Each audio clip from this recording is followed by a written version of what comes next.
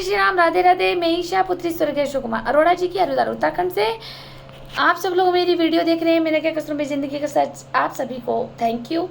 और जो मेरे नए व्यूवर्स जुड़े उन्हीं को तो मैं ये कहना चाहूँगी वो मुझे एफबी पर और यूट्यूब पर ईशा बेरी के नाम पर मुझे मेरी ज़िंदगी का सच सुन सकते हैं।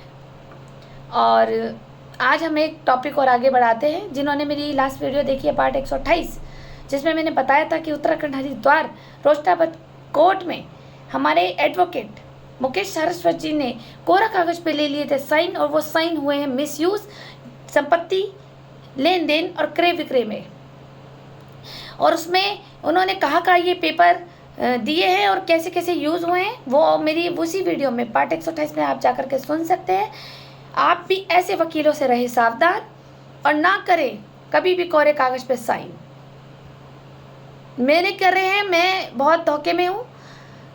क्या ये संपत्ति लेने का मकसद क्या एडवोकेट का भी था?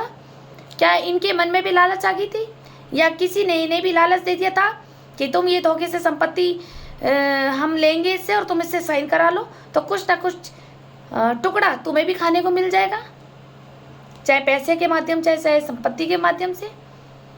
आखिर क्यों कराई ये मुकेश सारस्वत जी ने? खैर, इनकी कर्मों की सजा तो इन्हें ईश्वर ही देगा, लेकिन इसके साथ जो जो इन्वॉल्वमेंट हो रहा है प्रॉपर्टी को लेकर के, मेरे पिताजी की जो संपत्ति है जिसमें मुझे काफ़ी सालों से आने नहीं दिया है, किसकी है साजिश ये? क्या पुष्पी और रविंदर टारगेट की, या फिर पूरे बेरियों के खानदान की, या अरोड़ा परिवार की, या फिर विदित पार्षद जो श्रीमती सुनीता शर्मा जी के बेटे हैं, शिवनगर रानी गली गंगा डेयरी वाले? ये राज मैं राज रखना चाहती थी, लेकिन ये राज अब ऐसा हो रहा है कि जब मेरी गर्दन कटने को हो रही है और मुझे ही आरोपों में लगाया जा रहा है, झूठे आरोपों में फंसाया जा रहा है, तो उस वक्त तो मैं चुप रही कि चलो संपत्ति चली गई कोई बात नहीं। लेकिन इन्होंने हमारे घर की एक बेटी की जिंदगी बर्बाद करने की पूरी से पूरी अल सल लगाई है, तो इसलिए मैं अब चुप नहीं बैठूंगी। क्योंकि घर की बेटियां भी एक समाज के लिए, अपने परिवार के लिए, एक खानदान की मर्यादा होती है। अब उस मर्यादा को किसी ने जब चोट पहुंचाई है तो मैं अब चुप नहीं बैठूंगी। मैंने संपत्ति से हाथ धो दिया था, मुझे कोई दुख नहीं था, क्योंकि ना मैं लेके आई हूँ ना मैं लेके जाऊंगी। लेकिन हमारे घर की बेटी की इज्जत से अगर कोई खेला है तो उसकी गर्दन तो मैं काट के छोड़ूंगी, अब चाहे उसमें मेरा ही क्यों ना अपना हो। मेरे घर की बेटी कैसे खराब हो गई, मुझे तो आज भी विश्वास नहीं होता, क्योंकि हमारे संस्कार तो ऐसे नहीं थे। ना हमारे 5 पीढ़ियों में किसी के संस्कार ऐसे थे, ना हमारी माँ के ऐसे थे। भले दुनिया कुछ भी कहते रहे, हमारी माँ को भी बड़ा बदनाम किया है रविंदर टारगेट जी ने। इनका एक चैप्टर अलग से बनाया जाएगा आगे। अब जब राज खुल रहे तो फिर सारे ही खोले जाएंगे ना। हमने तो कुछ किए नहीं, तो इल्ज़ाम बड़े बड़े लगाए, जिन्होंने करे मुंह काले, और वो छुपके बैठे हुए हैं अपने घर में। अब मैं चुप नहीं बैठूंगी। चलिए मैं अब आपको बताती हूँ। मैंने आपको लास्ट वीडियो में बताया था कि कोरा कागज पे ले लिए गए थे साइन, जो जगह जगह हुए हैं, मिसयूज कैसे हुए हैं वो पार्ट 128 में जाकर के देखें। मैंने कोई संपत्ति क्रय विक्रय नहीं करी है। मेरी बहन को भी कोई मैनिपुलेट कर दिया गया है, और उसको पिता की संपत्ति से उसे भी वंचित कर दिया गया है। किसका है ये प्लान? पुष्पी का, या रविंदर टारगेट जी का, या फिर विदित पार्षद का, या किसी पार्टी दल का, या किसी भूमाफिया का? किसका था ये? या बेरी परिवार का, या अरोड़ा परिवार का? क्योंकि विदित भाई जी का तो ये सोचो ना, शिवनगर रानी गली में रहते हैं मेरे घर के पास। ये लड़के को मोहब्बत हो गई नींबू घेर मोती बाजार स्वर्गीय अशोक कुमार अरोड़ा जी की छोटी पुत्री हिमानी अरोड़ा से। और जब मोहब्बत थी तो फिर शादी क्यों नहीं करी? क्यों टाइम बर्बाद करा?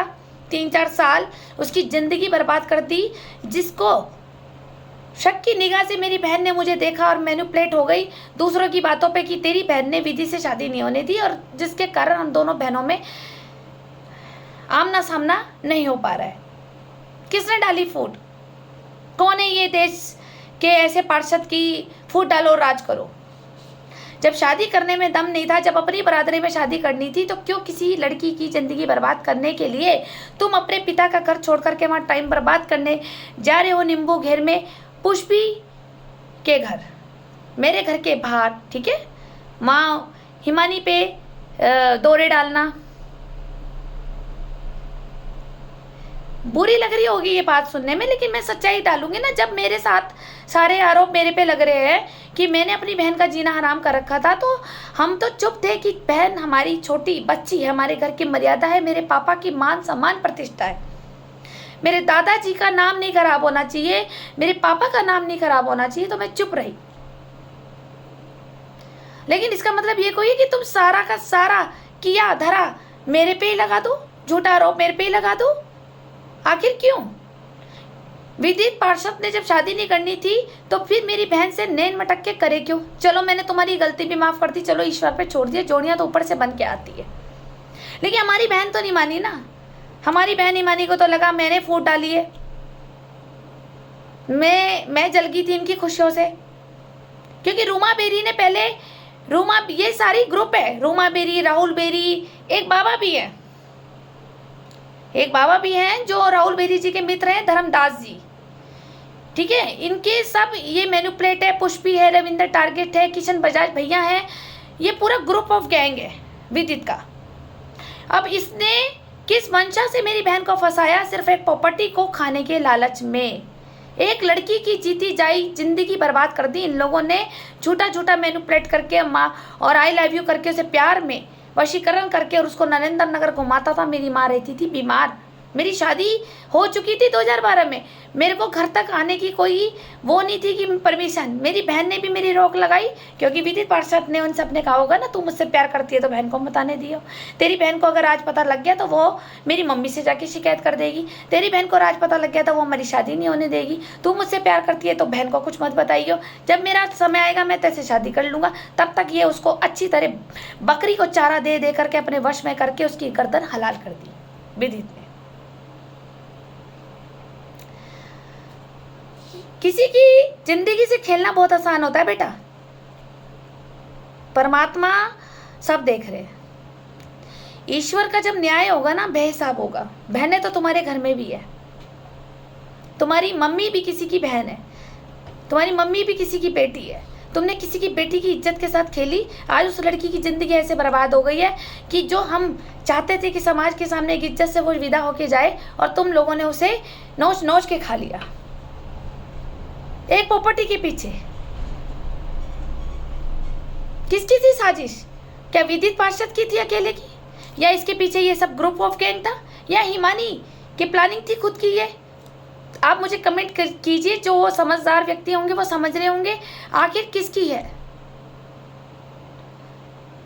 फिर क्या हुआ कि मैं आपको बता रही थी कि मेरे को तो पता नहीं था कि मेरी बहन का चक्कर चल रहा है, तो मेरी मम्मी कई बार रास्ते में मिल जाती थी, क्योंकि आना जाना तो घर पे था नहीं, कभी हड़की पौड़ी मिल गई, कभी कहीं मिल गई, तो वो मेरे को रोक करके कहती थी कि तूने सर पे ज़्यादा चढ़ाया था ना हिमानी को, क्योंकि मैंने बचपन से हिमानी को बहुत अपनी जान से ज़्यादा प्यार किया था, कि तू इसका पक्ष लेती थी, वो मेरे को देख ना मेरे को टाइम पे खाना देती है, अब पता नहीं किस लड़के से फ़ोन पे लगी रहती है सारा दिन, और ये सब मेरे को टाइम पे खाना नहीं देती। मैं चुप रहती थी। मैंने कहा मम्मी ना, मेरी जब मम्मी ने मेरे ऊपर भी आरोप लगाए तो उसके ऊपर भी लगा रही होगी। मैंने उस वक्त इग्नोर मार दिया। मैं कहा चलो छोड़ो, मेरी बहन जब मुझसे इतनी खुली हुई है, ओपन है, तो वो मुझे ज़रूर बताएगी, अगर उसको किसी से मोहब्बत प्यार होगी तो मैं उसकी ज़रूर शादी कराऊंगी। मैंने तो यही सोचा था, लेकिन इस लड़की ने मेरे साथ करी गद्दारी और खुद मम्मी को छोड़ करके खुद घूमने चल दिए मंसूरी, ठीक है, और नरेंद्र नगर। मैं आज तक नरेंद्र नगर नहीं गई, मुझे ही नहीं पता नरेंद्र नगर का है, ठीक है, ये मेरे को पता चला मम्मी से ही। फिर उसके बाद क्या हुआ कि मेरी मम्मी इस तरह से मुझे आए दिन बताती चली गई रास्ते में, कभी कहीं मैं मम्मी को डांट देती थी कि मम्मी ऐसी बात नहीं है। मैंने जब हिमानी से पूछा कि हिमानी ऐसी कुछ बात है, तो हिमानी ने कहा नहीं दीदी, मैं तेरे से क्यों छुपाऊंगी, तू तो मेरी फ्रेंड की तरह है, मैं एक बार मम्मी से छुपा लूंगी, मैं तेरे से नहीं छुपाऊंगी। वाह, ठीक है, विश्वास कर लिया, अपने बच्चे पे विश्वास था माँ को। उन दिनों में कभी कभी मेरी सास का बोलना था, जैसे बाहर घूमती मिल गई और ईशा क्या कर रही है, तो मेरी सास ने मुझे कहा कि तेरी बहन का ना चक्कर चल रहा है हिमानी का, उस पर भी नज़र मार ले। मेरे को उस पर भी पहले विश्वास नहीं हुआ, पर मेरे को ये पता था ये तो उड़ती चिड़िया के पर गिर लेती है। मैंने कहा ये तो बहुत गिद्ध की तरह निगाह लगा के बैठती है हर किसी पे। तो मैंने कहा किससे चक्कर। तो मेरी सास ने बोला कि गंगा डेयरी वाले का लड़का। तब ये विदित को इस सीट नहीं मिली थी पार्षद की, तब ये पार्षद नहीं थे बनने, तैयारी पूरी कोशिश कर रहे थे। मैं विदित पार्षद से पूछूं क्या तुम्हें ये सीट इसीलिए मिली थी कि एक लड़की की जिंदगी बर्बाद करनी है? इसीलिए मिली होगी ना। पार्षद की सीट टिकट जो मिली है वो तुम्हें इसी वजह से मिली है कि तुम एक लड़की की जिंदगी बर्बाद करो, क्योंकि वो मकान हमने खाना है। और जब जिंदगी बर्बाद हो जाएगी तो पूरा खानदान मुंह छुपाता फिरेगा और अपना पूरा संपत्ति को, चाची हो, चाचा हो और उधर दादी हो, सब ईशा, इसकी मम्मी, सब संपत्ति को बेच करके, सस्ते में बेच करके भाग जाएंगे जब इनकी हम बदनामी कर देंगे। यही मकसद रहा तुम लोगों का। मैंने अपनी सास की बात सुनी और मैंने चुपचाप अपने घर आ गई। मैंने अपने पति से डिस्कस करा इस बात के लिए। मेरे पति ने कहा कि वो लड़का तो मैंने सुना है ठीक नहीं है, बाकी देखते हैं कहीं ऐसा तो नहीं तूने गलत सुन लिया हो मेरी माँ से। मैंने कहा यही बोल रही है गंगा डेयरी वाले का लड़का। और गंगा डेयरी मैंने कभी सुनी भी नहीं थी उस वक्त, क्योंकि हमारा तो कुछ ऐसा था ही नहीं मामला कि हम उधर गली से जाएं, मेरे हस्बैंड को पता होगा। फिर मैंने हिमानी से फ़ोन करके पूछा, तब भी हिमानी ने मना कर दिया कि नहीं दीदी ऐसी बात होगी तो मैं ज़रूर बताऊँगी। मेरी माँ अचानक से फिर मिल गई। मेरी माँ ने कहा कि आज भी वो घर पे नहीं है, सुबह से शाम तक मैं तुझे कह रही हूँ इसका चक्कर है, तू इसको पूछ। मैंने कहा तुम कहती हो चक्कर है और वो कहती है मेरा चक्कर नहीं है, आखिर विश्वास करूँ तो किस पे करूँ। माँ भी झूठ नहीं बोलेगी मेरी, और मेरी बहन भी मुझसे नहीं झूठ बोलेगी, क्योंकि मैंने उसको माँ बन के पाला है। लेकिन माँ पे थोड़ा डाउट हो जाता था। मैंने कहा जब मम्मी ने मुझे नहीं छोड़ा झूठे आरोप लगा के, तो फिर इसके ऊपर भी झूठे आरोप लगा रही होगी, गुस्सा आ रहा होगा, वो थोड़ा इधर उधर सहेलियों के घर चली जाती होगी। तो मम्मी मेरी तिलबिल करती थी शुरू से, वो मेरे को भी कहीं नहीं बैठने देती थी। मैंने इग्नोर मार दी ये बात। फिर एक दिन क्या हुआ, मेरी मम्मी कहाँ मिली, ध्यान से सुनिए। मेरी मम्मी दूधाधारी चौक पे जूस पी रही थी, मैं नहीं थी। मेरे हस्बैंड खड़खड़ी से जब डेली अप डाउन करते थे ना शॉप के लिए, तो 1 बजे लंच करने आते थे। तो मेरे हस्बैंड जब घर आ रहे थे तो मेरी मम्मी को इन्होंने दूर से देख लिया। दूर से देखा, ये फटाफट ये घर आए। इन्होंने कहा यार तेरी मम्मी ना विदित की जहाँ गली है वहाँ तेरी मम्मी खड़ी है और जूस पी रही है। मैं कहा मम्मी यहाँ कैसे आ गई? बोले पता नहीं कैसे आ गई, देख के आऊँ मैं। तो मैंने कहा मैं चलती हूँ। मैं चली तो हम लोग मम्मी के पीछे पीछे थे, इट्स बिट ठीक है, पीछे पीछे थे। तो मेरी मम्मी विदित की गली में जा कर के, और जहाँ विदित की दुकान थी गंगा डेयरी, वहाँ मेरी मम्मी हंगामा कर रही थी। हंगामा आप समझ गई मेरी मम्मी किस तरह से बोलती थी। तो मेरी मम्मी ने इसको कुछ बाहर खड़े होकर बोला होगा। मेरी मम्मी वहाँ बोल रही होगी कि मेरी लड़की का चक्कर चल रहा है, ये है वो है, कुछ बोला होगा। तो तब विदित ने हिमानी को फ़ोन किया कि तेरी मम्मी यहाँ आकर के ड्रामा कर रही है, मैं और यहाँ पे चिल्ला रही है, ये पागल औरत है। विदित के जो सर्वेंट थे दूध वाले, जो इनके यहाँ नौकर के रूप में रखे गए हैं, वो उन लोगों ने भी मेरी मम्मी को देखा। तो विदित ने ये बोल दिया तो पागल औरत है, हल्ला मचा रही है, पता नहीं किसको ढूंढ रही है, कौन है हिमानी, कौन है हिमानी।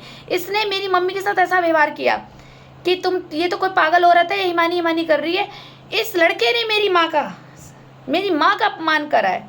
ये सिखाया है श्रीमती सुनीता शर्मा जी ने अपने बेटे को, ठीक है। पहले तो तुम मेरे घर के बाहर अपने बेटे को भेजते हो नैन मटक्का करने के लिए, दूसरे की बहू बेटियों पे दौरे डालने के लिए। जब तुम्हारे को जब अपनी ही वो था कि तुमने अपनी बरादरी में शादी करनी थी, तो फिर अपने बेटे को ऐसी इतनी बड़ी छूट कैसे दे दी कि तुम दूसरे की बरादरी की लड़की को लाइनबाजी करो, फिर ना देते ना, सख्त डंडा रखते पहले ही। लेकिन नहीं, चाल प्लॉटिंग पूरी करी उन्होंने मेरी। फिर विदित ने मेरी बहन को फ़ोन करा, मेरी बहन रोने लगी। फ़ोन पे कुछ बात हुई होगी, तो मेरी बहन ने मेरे को फ़ोन करा। तब मेरी बहन ने मुझे फ़ोन करा कि दीदी मम्मी लगता है उधर की साइड आई है और ऐसे ऐसे ना किसी दूध वाले की दुकान पे वो चिल्ला रही है, गंगा डेयरी वाले के जीजा को बोल वो मम्मी को वहाँ से ले आएगा। क्योंकि विदित ने हिमानी को कहा अगर मेरी माँ को पता लग गया या मेरे पापा को पता लग गया कि मैं तेरे साथ अफेयर में हूँ तो मैं तुझे छोड़ूंगा नहीं, ध्यान रखियो। विदित ने इसको भी धमकी दे दी। तब मैंने इनको जब हिमानी का मेरे पास फ़ोन आया तो मैंने इनको बोला कि भाई देखना मम्मी वहाँ पर है क्या। जब तक मेरे हस्बैंड मेरी मम्मी को ढूंढने गए तो मेरी मम्मी निकल चुकी थी, मेरी मम्मी निकल चुकी थी, इधर उधर निकल गई। और उसके बाद मेरी मम्मी कहाँ मिली हमें, ढूंढते ढूंढते खड़खड़ी, ढूंढते ढूंढते कहाँ मिली, खड़खड़ी। क्यों? क्योंकि मेरी मम्मी मेरे हस्बैंड को ढूंढने गई ऑफिस में।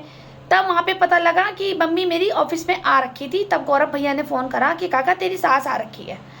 तो हम लोग वहाँ गए तो मेरी मम्मी ने हमें बताया कि विदित से चक्कर है गंगा डेयरी वाले से। मैंने कहा आपको कैसे, किसने बताया, किसने बताया? तो मैंने कहा आप ये बात पक्की कर दो मुझे, मैं आमने सामने बैठ के बात करूँगी, हिमानी की भी और विदित की भी आपके सामने बात करूँगी। बोली कि मुझे सत्यम ने बताया, सत्यम शर्मा, जी हाँ, जो हमारे मोहल्ले के नींबू घेर के सत्यम शर्मा है, मंजू चाची के बेटे, किशन चाचा का बेटा, साक्षी का भाई। इसने मेरी मम्मी को भड़काया, खूब भड़काया। काकी का तो चक्कर चल रहा है, काकी तो यहाँ जाती है, काकी तो वहाँ जाती है। मेरी मम्मी तो वैसी भी कच्चे दिमाग की थी, वो भी ऐसी थी अल्लड़ बुद्धि की। वो तो एकदम, उन्हें तो जरा सी चिंगारी मिल जाए वो तो एक की 100 बना करके लड़ाई घर में, हमारे घर में तूफान शुरू हो जाता था। अब मेरी मम्मी, मैंने मम्मी से कहा ठीक है मैं आप ही के सामने हिमानी को मारूंगी पक्का। मेरी मम्मी खुश हो गई, मेरी मम्मी बहुत खुश हो गई। मेरी मम्मी ने कहा हाँ मेरे को सत्यम ने बताया है। और मुझे, मैंने कहा फिर आपको घर किसने बताया? कह रही सत्यम आ रखा था मेरे साथ, सत्यम मेरे साथ आया था और सत्यम ने मुझे घर दिखाया, पर सत्यम मेरे साथ नहीं गया, सत्यम तो मेरे को छोड़ के चला गया था। आंटी मेरा नाम नहीं लेना, लेकिन मैं तुझे बता रही हूँ मुझे सत्यम ने बताया। और सत्यम ने इसकी लगाई फीस, सत्यम ने इसकी लगाई फीस। सत्यम ने कहा कि मैं आपको एक शर्त पे बताऊंगा, जब आप मुझे फीस देंगी। फीस का मतलब मम्मी से लिए इसने उधार 5000 और एक नोकिया का फ़ोन, उस ज़माने में जो चलते थे वो लिया था, फ़ोन रख लिया इन्होंने, ठीक है, फ़ोन रख लिया और पैसे 5000 रख लिए। उस वक्त तो मेरी मम्मी ने नहीं बताए, मेरी मम्मी ने तब बताया था जब वो देने को इनकार कर रहा था वापस। मैंने कहा सत्यम ने पक्का बताया? हाँ। तो मेरी मम्मी ने कहा कि देख ले, ये ना हो लड़की कहीं परेशान हो, तू देख ले एक बार। मैंने कहा ठीक है। अब मेरे हस्बैंड को उस वक्त आया गुस्सा, एक तो और भी खड़खड़ी में आस पड़ोस में खड़े हो गए। तो इन्होंने, मेरे हस्बैंड ने वहाँ बात करी कि यार कोई विदित है गंगा डेयरी वालों का। तो उन्होंने कहा कि अरे विदित तो बेकार लड़का है, तेरी साली का चक्कर है। अरे नहीं वो तो ज़िंदगी बर्बाद कर देगा, वो तो ख़राब लड़का है। काफ़ी लोगों ने जब बोला तो मैं चुप रही। मैंने कहा सास तो मुझे जानना है, बहन कह रही है कि मेरा चक्कर नहीं है, सास कह रही है मेरा चक्कर है, मेरी माँ भी बोल रही चक्कर है। और इसको धूप में, इतनी गर्मी में सत्यम लेके आया है विदित के घर तक। जब विदित ने बहन को फ़ोन करा था हिमानी को, और हिमानी ने करा मुझे फ़ोन कि मम्मी पागल हो गई है और देख वहाँ पे जाकर किससे लड़ रही है जा करके। ठीक है, मम्मी की थोड़ी मानसिक स्थिति ठीक नहीं थी, पर मुझे भी इसलिए जल्दी ट्रस्ट नहीं होता था। मैंने कहा चलो पता नहीं किससे भिड़ गई होंगी, हम ढूंढ लेते हैं इनको। तो ये मिली थी खड़खड़ी। अब उसके बाद क्या हुआ मैं आपको नेक्स्ट वीडियो में बताऊंगी, आप बने रहिए। Thank you.